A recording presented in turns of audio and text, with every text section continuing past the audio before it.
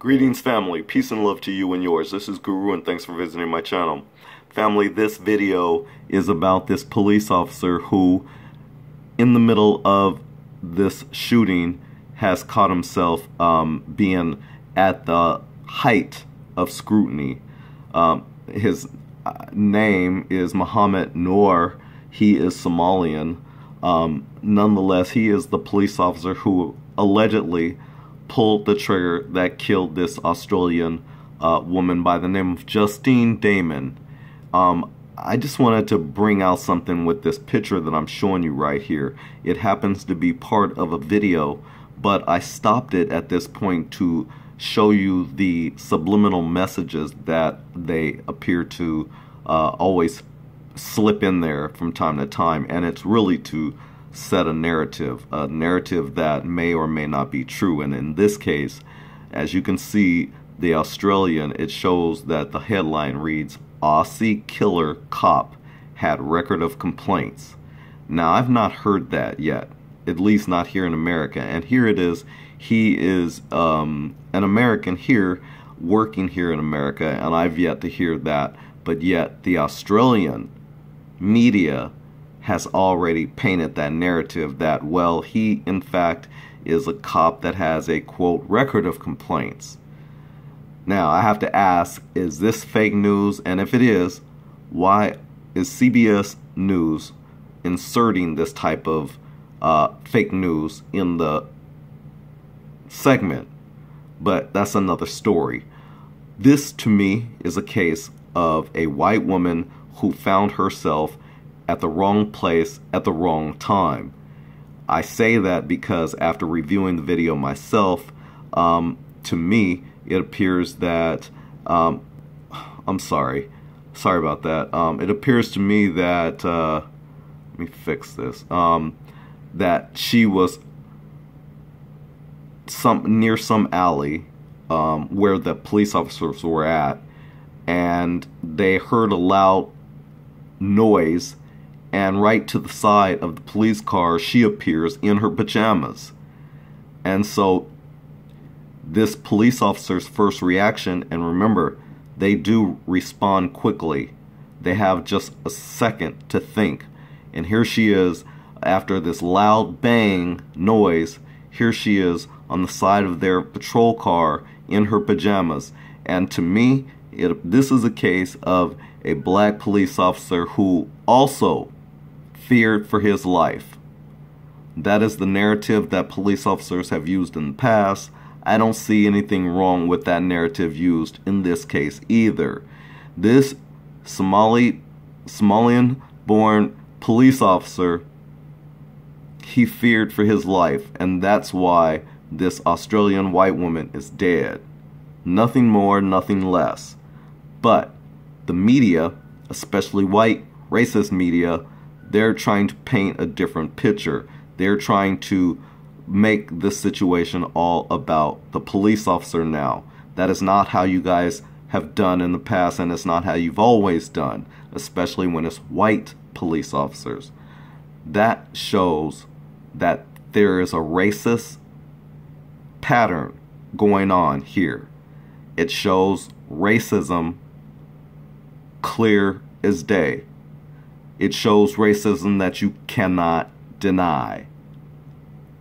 When the media paints a certain picture against black police officers, and they don't do it for white police officers who kill black people unarmed also, you have a system of racism. It's racist operations going on. Racist shenanigans, if you will. That's all this is. This is a white woman from Australia who found herself at the wrong place at the wrong time. Plain and simple. She should not have been in this alley or near an alley in her pajamas when there's a possible crime situation going on outside. So I'm going to stop there and show the video. In Minnesota, a bride to be killed after she called 911 for help. Now, one of the officers who was there on the scene is revealing new details about what happened. ABC's Lindsay Davis is in Minneapolis with more. Good morning, Lindsay. Good morning to you, Robin. We know that Justine Damon made that 911 call on Saturday night, and we know that police responded to that call. Well, today we are expecting to get a transcription of that call once her family gets to see it first. Late Tuesday, investigators revealed new details from an interview with the officer driving the vehicle that Justine Damon was standing beside when she was killed. 2 officers responded to Damon's 911 call Saturday night, reporting a possible assault outside. We're now learning the officer who fired the shot, Mohammed Noor, has declined to be interviewed. It's frustrating to have some of the picture, but not all of it. We cannot compel Officer Noor to make a statement by law, but I wish that he would make that statement. But Matthew Harity, who was driving the police car, answered questions Tuesday, saying the officers drove south through the alley in search of a suspect with the squad lights off. Harity told investigators they were first startled by a loud noise nearby. Then Damon approached the driver's side window, and Noor then fired his gun through the open driver's side window. According to Minneapolis TV station KARE, Harity was stunned when his partner opened fire. It's still unclear just why the officer's body cameras were not rolling during the incident.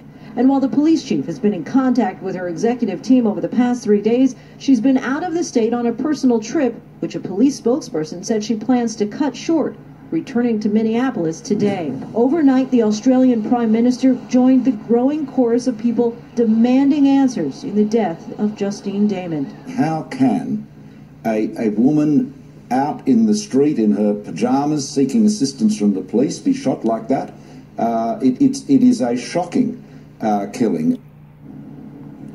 What's unique about this case is the district attorney says he does not plan to give the case to a grand jury to decide whether or not to prosecute the officer. He says that it's a determination he'll make himself. Robin? All right, Lindsay, thank you. Going to bring in our chief legal analyst, Dan Abrams. You've been following this very closely. We heard what the mayor said about the police officer who shot Justine, that by law that he can't be compelled to make a statement? Yeah, he's got a Fifth Amendment right, just like anybody else, to invoke that right to say, I'm not going to testify. He is clearly being looked at in the context of a criminal investigation, and it is his right not to testify. The problem with that, of course, is that it looks terrible, right? Sure. In connection with an investigation into a police shooting, when the officer says, I'm going to invoke my Fifth Amendment right against self-incrimination, I'm not going to talk, I'm not going to testify, you know, they're going to certainly lead to a lot of questions about that. And there's still a lot of questions why the body cams were not turned off. Yeah, and I think it's pretty clear that this ended up being a violation of their policy there, meaning they're supposed to turn on their body cams. Remember, these are things you have to turn on and off, right?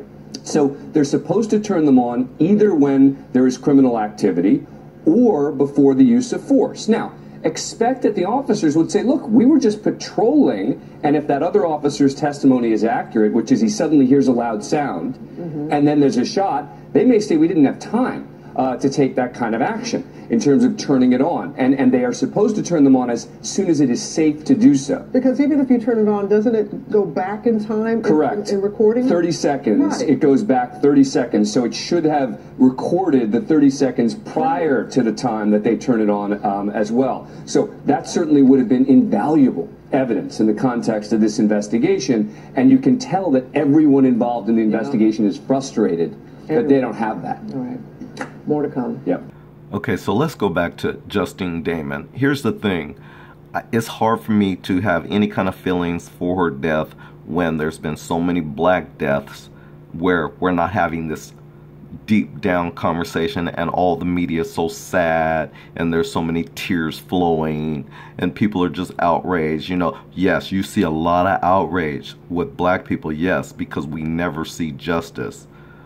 But we don't get this type of support from the media or any other outlet, for that matter, the way white people get for themselves whenever a black police officer kills one of them. It's a whole different situation. They look at it totally different. As a matter of fact, if you heard from the video I just played, did you hear that they're seeking justice against the police officer? Did you hear that? So much for that, black police officers around the United States, huh? So much for Blue Lives Matter. Did you also hear the fact that the partner of this police officer, he's been speaking out? So much for that blue wall, huh? That's right. When it happens against black police officers, the rules don't apply. So while you black police officers are upholding white supremacy and racism and the racist system, they do not support you. But let's move on to another point of this. The body cams.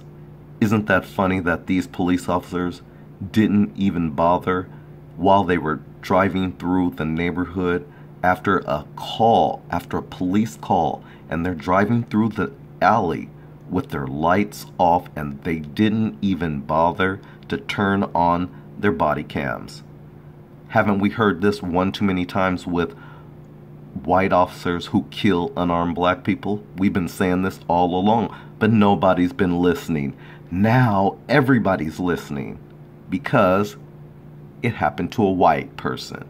There was a white death involved.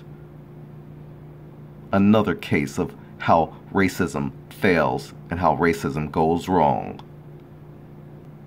Now my question is, why would this white woman, if she is in a neighborhood, even if she lives there and she's in the neighborhood and there is criminal activity going on, and you call the police and the police show up and the assailant is still outside, you go outside in your pajamas, why would you do that? And so here you come up against police officers who are already frightened as it is. They show this every day we see this. Black people have been talking about this every day. But yet, you see this situation, she shows up outside of the patrol car in her pajamas, and these police officers don't know who she is. She could be a criminal, she could be on opiates, on meth, on heroin. They don't know.